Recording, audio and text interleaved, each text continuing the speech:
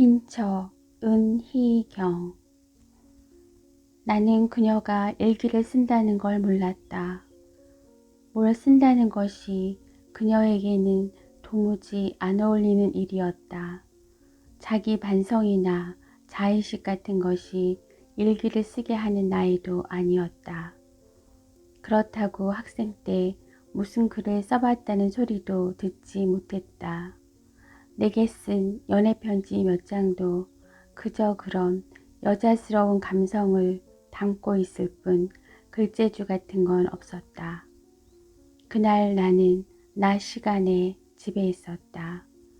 간밤에 초상집에 갔다가 새벽에 들어와서 12시가 넘도록 늘어지게 잤던 것이다.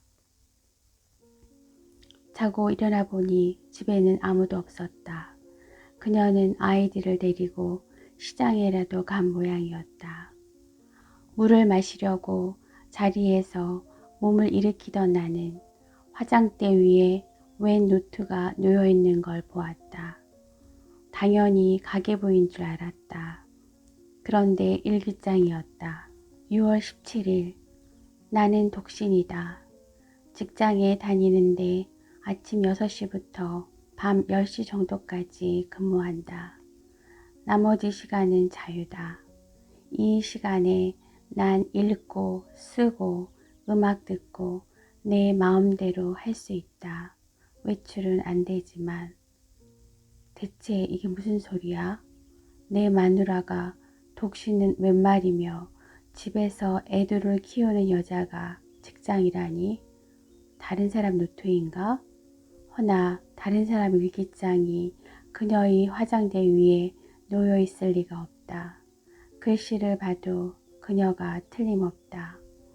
이응을 크게 쓰는 것이며 비읍을 둥글게 말아 쓰는 것이. 직장일 외의 시간에 난 애인을 만날 수도 있다. 스테디한 애인이 없기 때문에 또 열애에 빠지지 않았기 때문에 매일같이 애인을 만나지는 않는다. 일주일에 서너 번 정도다. 일주일 내내 한 번도 못 만나는 적도 있다. 그런 때 나는 생각한다. 20대에도 애인 없던 시절이 있었는데 뭘. 그러면 쓸쓸함이 조금 줄어드는 것도 같다. 처음엔 웬 애인인가 싶어 의아했다. 그러나 여기까지 읽었을 때 나는 알아챘다. 그녀가 애인이라고 표현한 것이 바로 나라는 걸. 물론 그녀는 그것을 애틋한 의미로 쓴 것은 아니다. 내가 밖으로 도는 시간이 많기 때문에 잘 만날 수 없다는 뜻에서 그렇게 표현한 것이다. 그녀 말이 맞다. 남편이긴 하지만 그녀 자신이 거칠게 표현한 대로 스테디한 관계라고 할 수 없을지 모른다. 나는 거의 매일 술을 마셨고 집에 안 들어오는 날도 종종 있다. 자정이나 새벽에 들어오는 게 습관이 되어서 이제는 그런 일과가 피곤한 것도 거의 모른다. 언젠가 그녀가 말했다. 나는 인생에서 두 가지 일밖에 하지 않는데 하나는 술 마시는 일이고 하나는 술 깨는 일이라고. 하지만 그녀는 그럭저럭 참아왔다. 내가 가정적이지 못한 것이 불만이긴 했지만 그것이 그녀의 인생에 결정적으로 심각한 그늘을 들이운다고는 생각해 본 적이 없다. 물론 신혼 때는 바가지를 좀 긁었다. 이혼을 함내 만에 투닥거리기도 했다. 그러나 요즘은 살림하고 아이들 키우기 바빠서 나한테 매달릴 여유가 없다. 작년인가부터는 난 당신을 포기했어 라고 스스로 공언하기까지 했다. 이웃 아줌마들하고 물건 싸게 산다고 마을버스 타고 연금 매장 같은 데 다니는데 재미도 붙은 모양이던데. 그런데 포기했다고 하는 게 이런 거였나? 자기를 과부나 독신으로 여기고 사는 거? 나는 입맛이 썼다. 나의 직장 일이란 아이 둘을 돌보고 한 집안의 살림을 꾸려가는 일이다. 아빠 없는 어린애는 생겨날 수 없으므로 그 아이들은 물론 아빠가 있다. 하지만 사정이 있어 아빠와는 같이 살지 못하는 아이들이다. 나는 그 아이들을 사랑한다. 결혼도 안 했으면서 마치 내 아이 같은 느낌이다. 그 아이들을 사랑한 나머지 아빠와 함께하는 즐거움을 알게 해주고 싶어서 고통스러운 때가 있다. 때로 아빠를 찾는 그 애들에게 아빠는 너희와 함께 계시지 못한단다 는 말이 불행스러운 느낌을 줄까봐 조바심 난다. 하지만 세상살이에 이런 어려움은 얼마든지 있으니까 내게뿐 아니라 아이들에게도 이런 직업적 고충을 오래 생각할 필요는 없다. 애인이 오지 않는 날 난 애타게 기다리기도 한다. 하지만 오지 않은들 그게 무슨 큰일이랴. 남편이라면 내게 오지 않는 것이 상처를 주겠지만 애인이니 조금의 쓸쓸함을 남길 따름이다. 신통하게도 아주 변심하여 영원히 안아버릴 애인은 아니니 그나마 다행 아닌가. 제기랄 글솜씨는 투박했지만 나는 그녀가 하려는 말을 충분히 알 수 있었다. 그녀는 그러니까 불행한 것이었다. 다음 페이지를 넘기려는데 밖에서 문 따는 소리가 들려왔다. 그녀가 아이들을 걸리고 업고 들어왔다. 손에는 검은 비닐이 여러 개 들려있다. 언제 일어났어요? 그녀의 목소리는 정답다. 나에게 주려고 샀을 주스병 주둥이가 검은 비닐봉투 밖으로 비죽이 나와 있다. 그것이 어쩐지 무거워 보인다. 나는 그녀의 손에서 엉거주춤 비닐봉투를 받아든다. 익숙하지 않은 동작임을 스스로도 깨달으며 그녀에게 어젯밤 초상집에서 만난 친구들 얘기를 꺼냈다. 고등학교 동창의 아버지 상이었는데 친구들이 꽤 모였다. 그녀도 거의 아는 친구였다. 결혼하기 전 내 친구들은 생일이다 뭐다 하면서 애인을 데리고 배밭에도 가고 북한산의 두부집에도 곧잘 다니곤 했다. 언젠가 초파일에는 화계사에 놀러 갔는데 돌아오는 길에 친구들이 야, 네가 집이 제일 멀구나 하고 나를 놀리던 기억이 난다. 그때 나는 화계사 바로 앞에 살았는데 그녀의 집이 잠실이었던 것이다.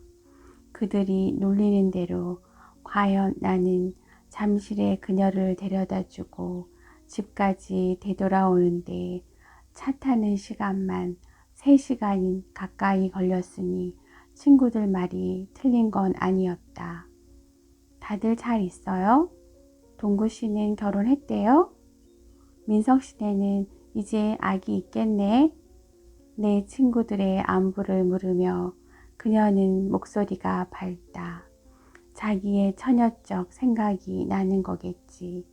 나는 결혼한 뒤로는 친구들 만나는 자리에 그녀를 데리고 가본 적이 없다. 우리끼리 마시는 게 훨씬 편했다. 집에서 듣는 것만도 지겨운데 밖에서까지 그만 마시라는 잔소리 들어가며 술맛을 축내고 싶지는 않으니까 또 카페 같은 데서 아가씨와 몇 마디 주고받는 게 아무 일도 아니려면 그녀가 보면 신경이 쓰일 게 뻔하다. 내 속을 떠보려고 귀찮은 시비를 걸어올지도 모른다. 달리 이유가 있는 것은 아니다. 자꾸 이렇게 변명 비슷한 말을 늘어놓다 보니 왠지 아내를 집안에 팽겨쳐두고 혼자 나가 재미 본 기분이다. 오늘따라 왜 이리 마음에 걸리는 게 많은지 망할 놈의 일기장. 사실은 어젯밤에도 나는 기분이 별로 안 좋았다. 언제부터인지 고등학교 동창을 만나도 다정함이 없다. 학교 다니던 때 등굣길이며 선생님이며 철봉이며에 대해 다퉈가며 기억을 더듬을 때까지는 좋다. 그런데 각자의 사는 이야기로 돌아오면 좀 각박해진다. 은근한 과시와 견제, 무력감, 그런 것들이 나타난다. 어제만 해도 그렇다. 특히 두 친구가 거들먹거렸다.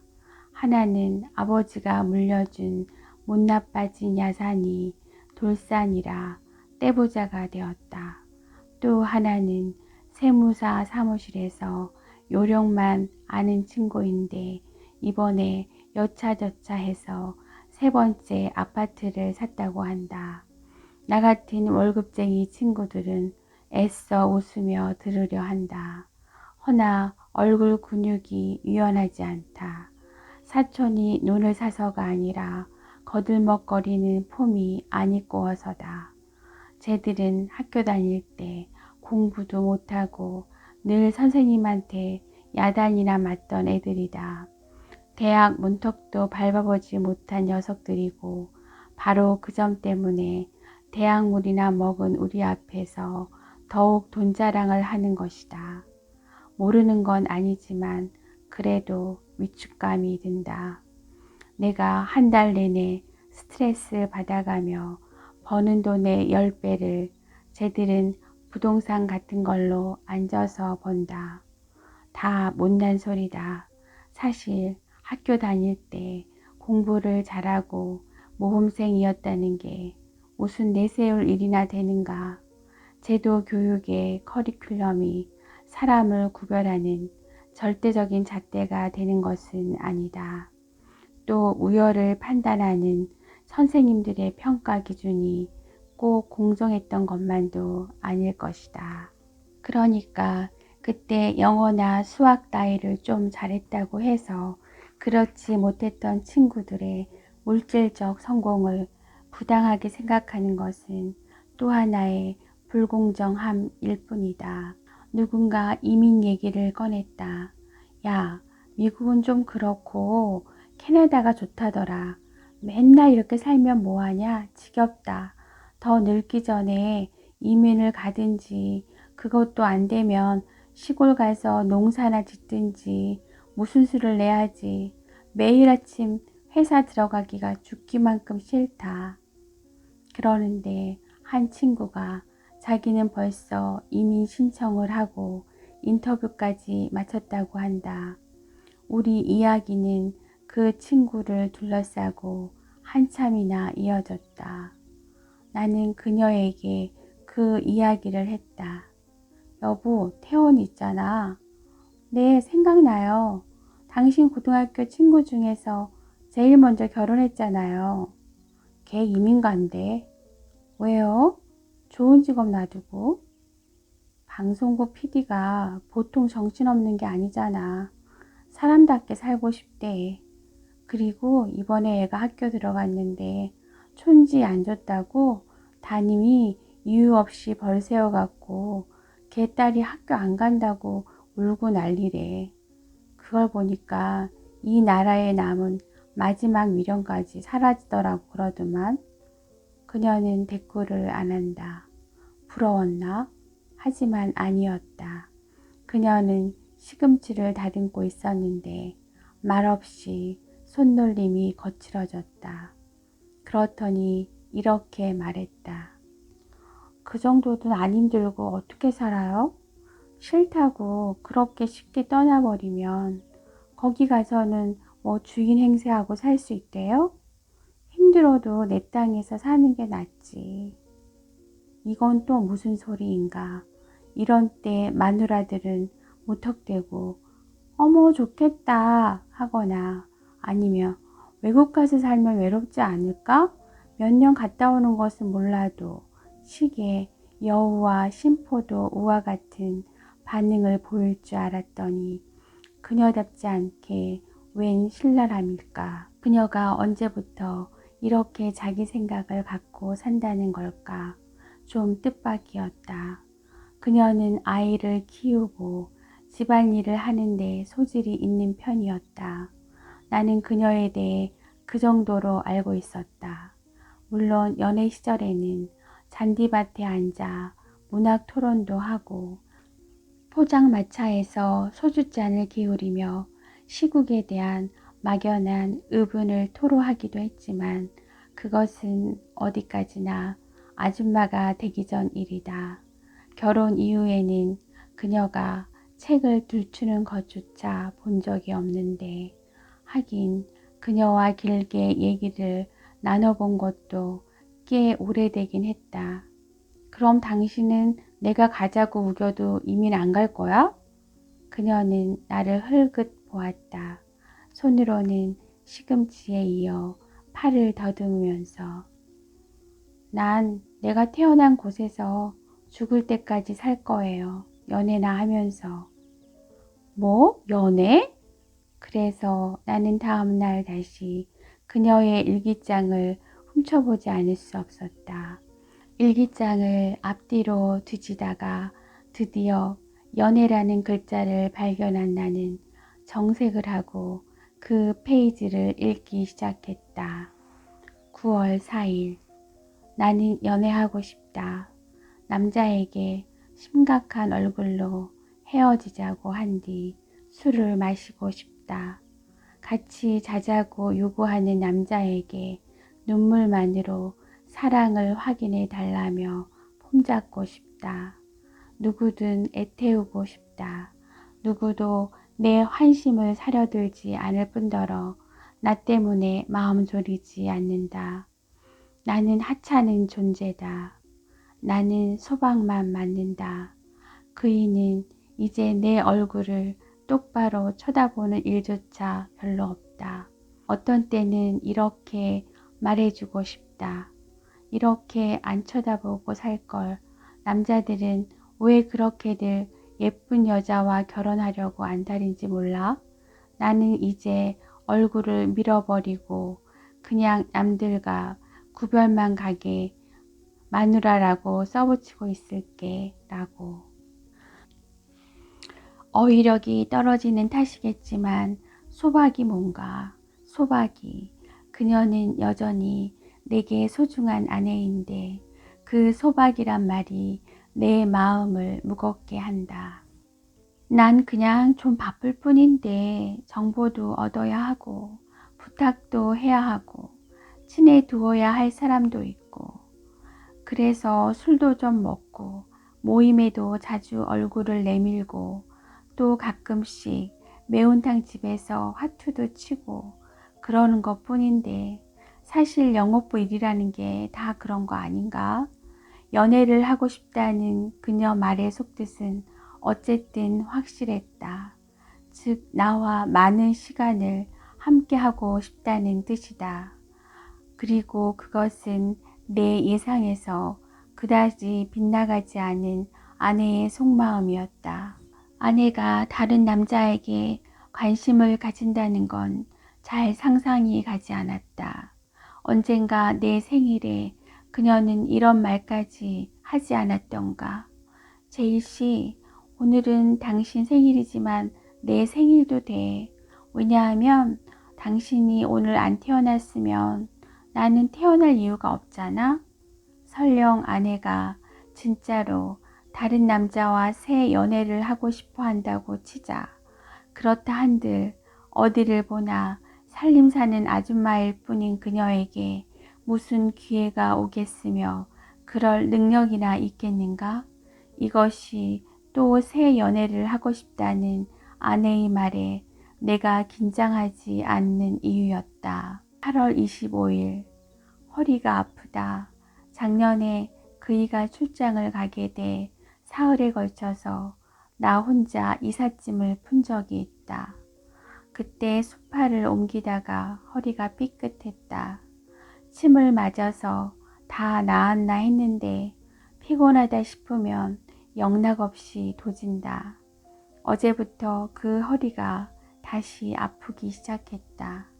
그런데도 아침에 그이가 출근하며 무슨 일이 있어도 오늘 일찍 들어와 쉬어야겠는데 몸이 영 안 좋아 라고 하기에 그이가 좋아하는 음식을 만드느라 좀 부산을 떨었다. 5시에 시작했는데 9시에야 끝났다. 민영이가 너무 보채고 민우도 오늘따라 말썽만 피웠던 것이다.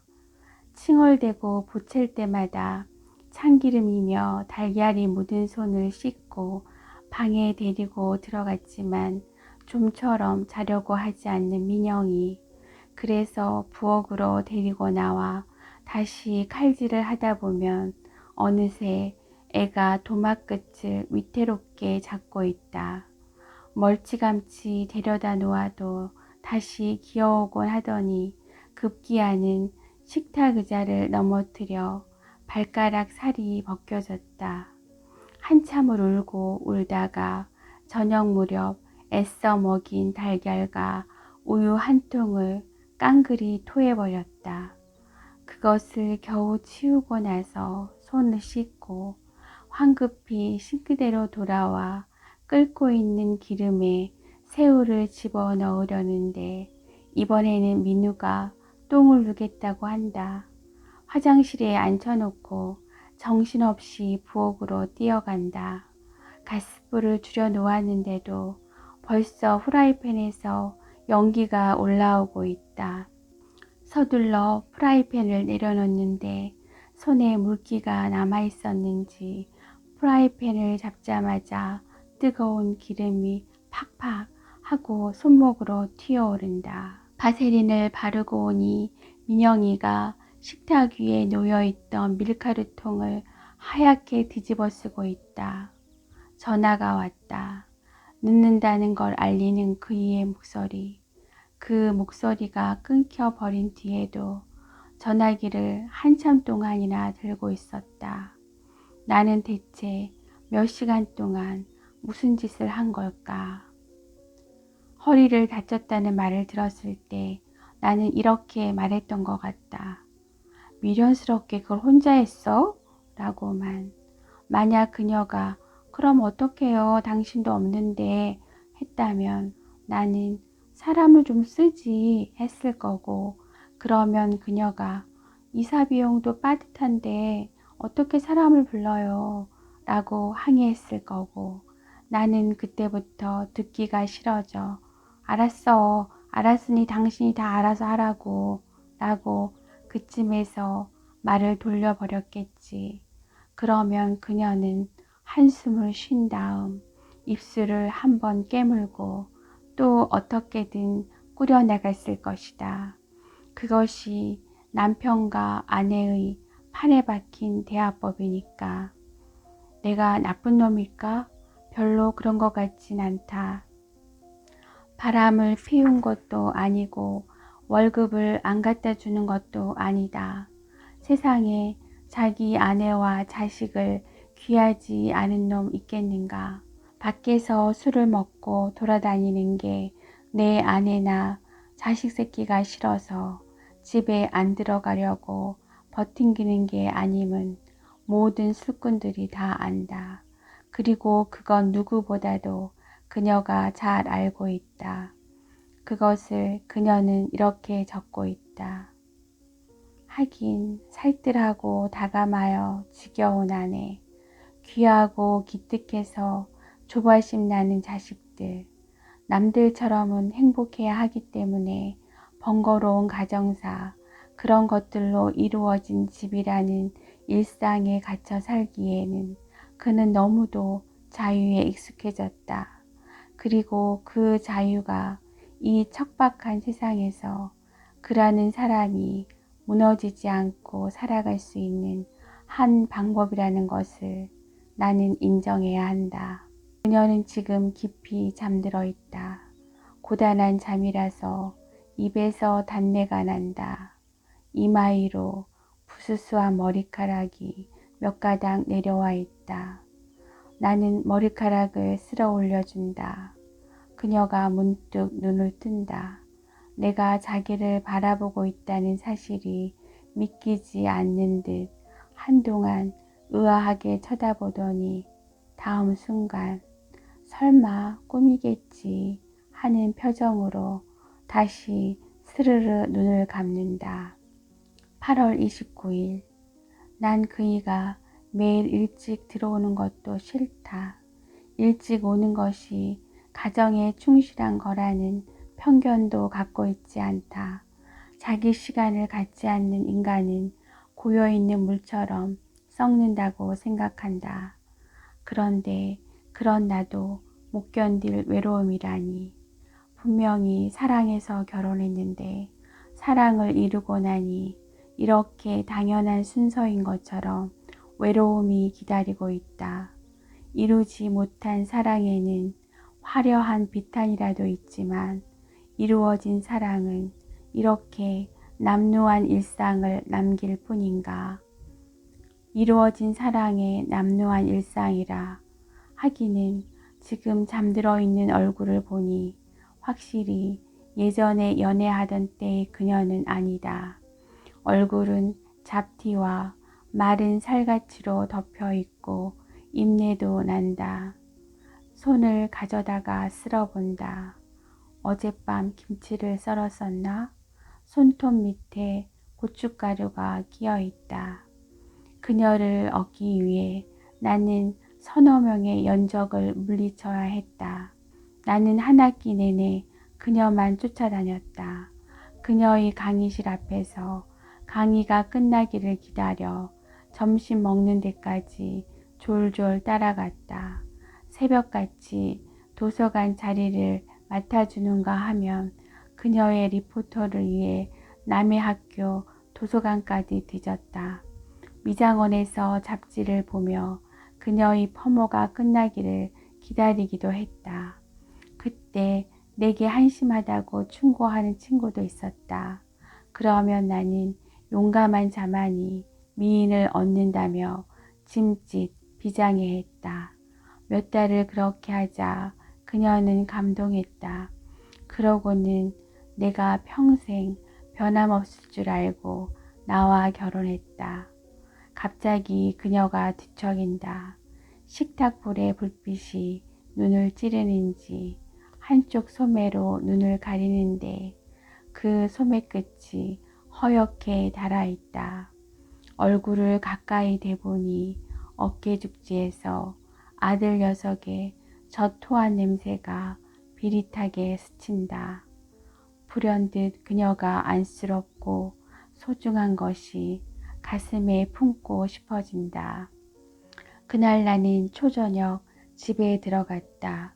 나를 보고 그녀가 반색하며 하는 첫마디가 당신 술도 안 먹었네? 였다. 그렇지 그럼.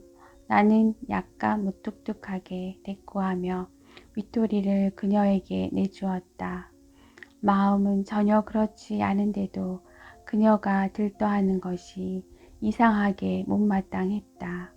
그녀는 오늘따라 반찬이 없다는 등 설마 당신이 진짜로 일찍 들어올 줄 몰랐다는 등 말을 많이 한다.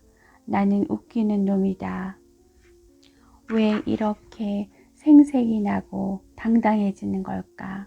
소작인에게 겉보리 한 마리를 빌려주며 연신 절을 받고 있는 지주처럼 숫제 거만한 마음까지 들고 저녁을 먹고 나서 나는 텔레비전을 보고 그녀는 어쩐지 서두르며 설거지를 하고 있었다. 그때 전화벨이 울린다. 네가 웬일이냐? 그래 오늘 좀 일찍 들어왔다 야 임마. 그런 날도 있지 그럼. 가정적인 남편 아니냐 내가.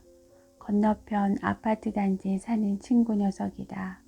지방대에 전임으로 있기 때문에 가족들과 떨어져서 혼자 사는데 서울 올라오면 이렇게 가끔 내게 전화를 한다. 그녀는 불안한 얼굴로 내 쪽을 계속 흘깃거리면서 설거지를 한다. 무슨 말을 하는지 들으려고 물소리도 작게 해놓았다. 그러다가 내가 전화에 대고 그래 얼굴이라도 봐야지 하자 결국은 낭망한 표정이 된다. 전화를 끊고 나서 나는 일부러 괜한 한숨을 한 번 쉬고는 할 수 없다는 듯이 나가봐야겠는데 라고 작게 말한다. 웃옷을 걸쳐 입고 신발을 신는 동안 그녀는 아무 말이 없다. 나는 일부러 그녀의 얼굴을 쳐다보지 않고 금방 갔다 올게 하고는 밖으로 나갔다. 나가니 바람이 시원했다. 나는 취해 들어와서 잤다. 생맥주 집에서 무슨 얘기를 그렇게 떠들어대고 그걸로 모자라 결국 그 친구의 집까지 가서 양주를 따고 나는 그에게 그래도 너는 지방에 내려가 사니 이놈의 서울 생활보다 여유가 있지 않냐고 부러워했고 그는 요즘은 지방 인심도 예전 같지 않다. 근처에 스키장이 개발되는 바람에 사람들을 다 버려놨다. 그런데다 어쩌다 서울 올라오면 다른 놈들은 10년 앞서가고 나만 촌놈 다 된 것 같아 마음이 초조해진다. 대충 그런 식의 얘기를 4-4시간 떠들어대니 목이 타서라도 술을 안 마실 수가 없었다. 새벽에 나는 목이 말라 잠이 깼다. 냉장고에서 물을 꺼내 마시고 있는데 식탁 위에 놓여있는 그녀의 일기장이 눈에 띄었다. 나는 식탁불을 켜고 그것을 읽기 시작했다. 나는 왜 이렇게 쉬운 여자인가? 새벽에 파고드는 그 일을 안는데 이상하게 눈물이 핑 돌면서 사는 게 다 안쓰럽기만 하였다. 아침에 그이는 다정하다. 일찍 들어올게 하더니 정말로 일찍 들어왔다. 나는 그만 감격해서 다소곳 해져갖고 그이를 맞았다. 그런데 그이는 다시 나간다. 나는 왜 이렇게 쉬운 여자인가? 그에게 나는 왜 이렇게 하찮은가? 11시가 넘도록 들어오지 않는데 오늘만은 참을 수 없는 기분이 들었다. 화가 난다기보다 모욕감 같은 것이 들었다. 그렇다. 이것은 아내에 대한 사랑이 있고 없고를 떠나서 먼저 인간에 대한 예의가 아니다. 민우가 깊이 잠이 든 것을 확인하고 나서 민영이를 들춰봤다. 나의 분한 마음을 알 리 없는 민영이는 등에 업히자 발을 대롱거리며 좋아한다. 포장마차를 다 뒤졌다. 우리 아파트 단지를 다 훑고 건너편 아파트 단지까지 가봤는데 그이는 없다. 등 뒤에서 민영이는 잠이 들었는지 자꾸만 묵직하게 내려앉는다. 몇 번이나 포대기를 풀어 아이를 단단히 업어야 했다. 가게에서 소주 한 병을 샀다. 나는 한 손으로 자꾸 미끄러지는 아이를 받치고 한 손으로는 소주를 병째 마시면서 집으로 돌아왔다. 단숨에 건너편 아파트 단지까지 갔다. 오고도 나는 피로한 줄도 몰랐다. 술 덕분이었을 것이다. 그러나 그따위 술 기운이 내 꼴을 내가 보는 자괴감을 마비시켜 줄 리는 없었다. 사방이 어두웠다. 나는 어떤 집인지 모를 불 켜진 창을 올려다보며 까닭없이 그 불빛에 대고 그리움을 느꼈다. 갑자기 명치께가 아팠다. 가슴을 무엇인가 둔중한 것으로 얻어맞은 듯이 한동안 숨쉬기가 거북했다. 이윽고 긴 한숨을 내쉼으로써 호흡은 조절했지만 이번에는 머릿속이 한없이 복잡해졌다. 나는 일기장을 거슬러 넘겨가며 또 술 이야기가 없나 찾아보았다. 가슴이 아픈 것 같기도 하고 화가 난 것 같기도 하고 그때부터는 내 마음을 종잡을 수가 없었다.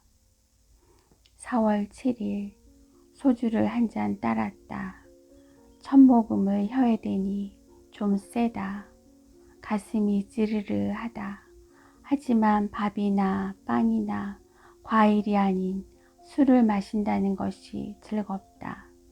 이것도 손쉬운 방법이나마 일상의 탈피니까 머릿속에서 그이의 생각도 차츰 아련해진다. 술이 나더러 여편네 아니라고 한다. 대신 혼자 술 마시는 외로운 여자라고 한다. 5월 27일 아이들은 낮잠을 자고 나는 목욕을 한다. 며칠 만인지 모른다. 피곤해서 내 몸을 돌볼 여유가 없다. 사실 내 옷은 빨기도 싫고 나목을 반찬은 만들기 싫다. 내 것은 뭐든지 대충이다. 꼭 해야만 하는 가족의 시중에 밀려 나 자신의 시중은 뒷전인 거다. 수세미에 세제를 묻혀서 욕조 안에 기름때를 박박 문지르고 있는 나. 조금 전까지 이 몸이 어떻게 여자의 몸으로 의식되었던가.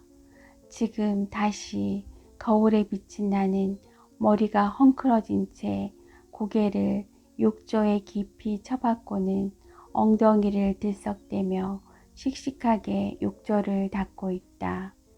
그때 벨이 울린다. 외판원인가 보다. 대충 누르다 갈 줄 알았는데 끈질기다. 이러다가는 아이들이 깰 것만 같다. 서둘러 옷을 깨고 문을 여니 역시 외판원. 사모님, 방송 보셨습니까? 나는 그의 얼굴이 잘생겼다는 생각을 한다. 아침 프로 안 보신 모양이죠? 우리나라 문화 수준이 낮다고 좀 높여보자고요. 책임 모양이군. 팔려는 것이 수준 어쩌고 하면서 나처럼 살림만 하면서 무식해지기는 싫은 아줌마들을 주눅들여 책을 팔려는 얄팍한 상술이다. 그런데도 나는 그와 얘기하는 게 괜찮아서 귀담아 듣는 척한다. 계속 얼굴을 보면서 언젠가 텔레비전에서 까만 터틀 스웨터를 입고 빙긋 웃는 안성기를 보고서 갑자기 가슴이 찌르르해지던 그때 기분 같기도 하다. 그가 돌아간 뒤 나는 다시 목욕탕으로 돌아와 욕조를 닦는다. 욕조와 벽 사이의 실리콘에 곰팡이가 잘 닦이지 않는다. 가계부의 살림 힌트란에서 그것을 지우는 방법을 본 것 같아 가계부를 들춰보는데 갈피에 끼워두었던 고지서가 한꺼번에 떨어진다. 참, 오늘이 카드값 내는 날이지? 아이들이 깨면 데리고 은행에 갈 생각을 하며 나는 서둘러 쌀을 씻었다. 여보, 새벽에 불 켜고 뭐해요? 열린 방문 안에서 그녀의 목소리가 들린다. 지금은 그녀의 목소리가 다정한 것도 귀에 거슬린다. 일기장을 제자리에 두고 방으로 돌아오니 그녀는 밥을 지으러 나가려는지 스웨터를 걸치는데 가슴께에 눌린 밥풀 몇 개가 허옇게 말라붙어 있다. 칠칠 막히는. 나는 일기장 속에 그녀에게 화가 나 있었다. 하지만 그게 아닌지도 모른다. 꼭 그녀에게 화가 난 것은 아니었다. 어쩐지 산다는 게 다 울적했다. 다음 날 술자리에서는 이런 이야기가 화제에 올랐다. 요새는 한강 내려다 보이는 고급 아파트들 인기가 떨어진다고 하대. 신문 보니까 아줌마들이 강을 내려다보고 있노라면 삶을 비관하고 자살 충동까지 생겨서 그렇다며. 그래서 집을 복도방에 내놔버린다고 말이야. 팔자 좋은 얘기지. 죽을 시간도 없는데 인생 비관할 시간이 어디 있어? 남편들은 이 눈치 저 눈치 봐가며 뼈 빠지게 벌어다주면 마누라들은 한가하게 인생 타령이나 하고. 수준들 높다니까. 우리 마누라가 뭐라는 줄 알아? 자기도 자유가 필요하다나? 집안일이 지겹고 힘들다는 거야. 나도 알지. 하지만 처자식 먹여 살리겠다고 더러운 꼴 참아가며 죽으나 사나 이놈의 회사에 모가지 붙들려 있는 것에 비하면 자기야 근무 여건이 좋은 편이지. 안 그래? 그래서 그렇게 말했어? 맞아줄게? 화제는 자연스럽게 강 큰 남자 시리즈로 이어졌다. 누군가가 여자들은 먹는 일에 자기 돈의 절반을 쓰고 다시 빼는 일에 나머지 반을 쓴다는 재담으로 한바탕 웃음을 자아냈다. 지글지글 익어가는 돼지 갈비를 뒤집으며 소주 맛 좋다 하면서 밤을 보내고 있었지만 나는 어쩐지 기분이 끝내 유쾌해지지가 않았다. 집에 들어가니 그녀도 그날따라 기분이 안 좋다. 문을 따주고는 등 뒤에 가만히 서 있는 품이 발언권을 얻겠다고 단단히 작정한 눈치다. 왜 그래? 내 목소리는 그지없이 당당한 나머지 짜증까지 섞여 있었다. 그렇게 매일같이 마셔야만 해요? 그래, 매일 마셔야 해. 술 안 마시고는 사회생활이 안 돼요? 그래, 술 안 마시고는 사회생활이 안 돼. 간암 환자 빼고 그런 놈 있으면 나와보라고 그래. 내가 야유조로 대꾸하자 그녀는 입술을 지그시 깨문다. 잠깐 침묵이 흐른다. 나는 어쩐지 좀 미안해지려고 한다. 그런 내 마음을 붙들어매 놓기 위해서라도 내 표정은 더욱 유들유들해질 수밖에 없다. 그녀는 한참을 그냥 그대로 서 있다. 나를 똑바로 쏘아보며 그러다가 얼핏 고개를 옆으로 돌리는데 눈에 물기가 비친다. 내 귀에 그녀의 낮게 중얼거리는 소리가 들린다. 좀 진지하게 살 수 없어요? 그런 식으로 인생을 다 보내버릴 거예요? 이게 무슨 소린가? 나는 갑자기 귀가 다 먹먹하다. 그 뒤로 며칠 동안 그녀는 말이 없다. 밤늦게 들어오는 나를 맞아들이는 태도도 전처럼 다정하지 않고 아침 출근 때도 현관까지 따라 나오지 않는다. 좀 허전한 마음이 드는 것이 그제서야 그동안 그녀가 내게 꽤 살가웠구나 싶어진다. 평소에는 느끼지 못했던 기분이다.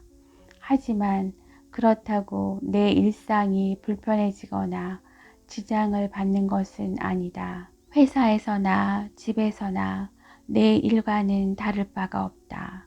집에서 밥도 잘 먹지 않고 얘기를 나눌 시간도 별로 없는 나로서는 설령 그녀에게 무언가 강한 의사표현을 해야 할 때가 오더라도 단식이나 침묵 시위 같은 것은 애초에 성립될 수조차 없는 일인 것이다.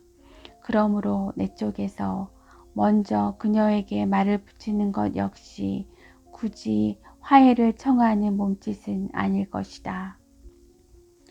사실은 사후 아내들을 위한 교양 강좌에 마누라들의 적극적인 참여를 끌어내라고 사장이 지시를 내렸기 때문이기도 했다. 사후 아내를 위한 교양 강좌는 전에도 몇 번인가 열린 적이 있지만 그때마다 나는 그냥 무심코 지나쳤다. 그러나 이번에는 지나가는 말로라도 그녀에게 강자가 있다는 것을 말해줄 마음이 들었다. 그것이 그녀에게 바람이라도 쐬라는 말로 들려주기를 기대한 건지도 모른다. 어쨌든 내게도 그녀가 도로 살가운 모습이 되어주기를 바라는 마음이 없다고는 할 수 없으니까. 나는 그날 아침에야 출근하면서 넌지시 운을 떼었다. 참, 오늘 회사 강당에서 사후 아내들한테 교양 강좌를 한다더라. 당신 가볼 거야? 2시라는데. 무슨 내용이래요? 남편 기살리길 아나 봐. 그녀가 얼굴을 천천히 들더니 나를 빤히 쳐다본다. 눈속이 투명하여 아무 생각도 없는 듯한 표정이다. 그렇게 나를 뚫어져라 쳐다보니 죄 없이 내 얼굴만 붉어질 참이다. 역시 안 말하는 게 나을 뻔했다고 나는 속으로 떨떠름해한다. 그 순간 그녀가 입을 연다. 시간 봐서 애들 맡길 데 있으면 가볼게요. 오랜만에 현관까지 따라 나오며 그녀는 말을 잇는다. 민우 감기 때문에 병원 가야 되니까 좀 힘들긴 한데 누가 꼭 가야 한댔어? 내 목소리는 어이없게도 퉁명스럽게 튀어나왔다. 그날 밤도 나는 자정이 다 되어서야 집에 왔다. 그런데 아무리 배를 눌러도 그녀가 문을 열어주지 않는다. 아들 녀석 병 치닥거리에 피곤해서 잠이 깊이 든 모양인가? 할 수 없이 열쇠로 문을 따고 들어갔더니 과연 그녀는 일기장을 펼쳐놓은 채 그대로 엎드려 잠들어 있다. 워낙 고단했는지 오늘은 날짜만 써놓고 빈칸이었다. 그런데 펼쳐진 일기장의 왼쪽 페이지가 갑자기 내 눈에 확 들어온다. 때때로 나는 똥을 보고 놀란다. 저 흉측한 것이 내 몸에서 나왔다고 인정할 수는 없다. 그러나 똥은 엄연하다. 우리 관계는 부인할 수 없다. 그래서 한참을 보니 신기하게도 저것이 더러운 똥이라는 생각이 안 든다. 이제 막 굳고 수고로운 일을 마친 가족 같기도 하다. 나는 똥을 자세히 본다. 내 똥을 자세히 보는 나를 거울 속으로 보니 참 정답다. 아들 녀석이 칭얼거린다. 아까 5분 넘게 배를 눌러도 끄떡 않던 그녀의 잠은 아이의 뒤척이는 소리에 민감하게 깨어난다. 그녀는 황급히 아이 곁으로 다가가더니 이마 위 물수건을 내려놓고 아이를 품에 끌어안는다. 그러고는 눈을 감은 채 아이의 뺨에 자기 뺨을 대고 앞뒤로 몸을 흔들며 등을 토닥거린다. 그러나 잠이 덜 깬 탓에 등을 토닥이다가 뒤통수를 토닥이다가 손놀림이 일정하지 않다. 그녀의 앉은 엉덩이 깨에는 약봉지며 체온계며 대야 수건 같은 것이 어지럽게 널려 있어 지금 아이를 안는 그녀의 동작이 몇 시간 동안이나 반복된 것임을 말해준다. 아이를 안은 채 눈을 꼭 감고 있는 그녀의 얼굴은 피곤에 절어 있다. 뒤로 묶은 머리가 머리핀 사이로 잔뜩 빠져나와 어수선하다. 살아가는 것은 진지한 일이다. 비록 모양틀 안에서 똑같은 얼음으로 얼려진다 해도 그렇다. 살아가는 것은 엄숙한 일이다.